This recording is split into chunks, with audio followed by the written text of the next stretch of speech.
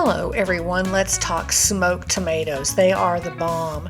You're going to take vine ripened tomatoes. They don't have to be exactly perfect. You're going to cut them into wedges and then take off any bad spots and give them a little core, but that's not always necessary. Go ahead and put them on a baking sheet with some aluminum foil and spray it with some non-stick spray, salt and pepper them, and then smoke them at 250 for 3 to 4 hours until they look something like this, or maybe even something like this, depending on how much char you want.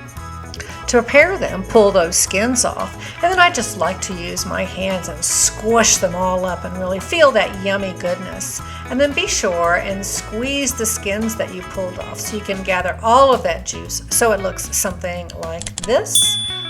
Don't forget that yummy juice that's in the bottom of the pan. I used it to marinate mushrooms.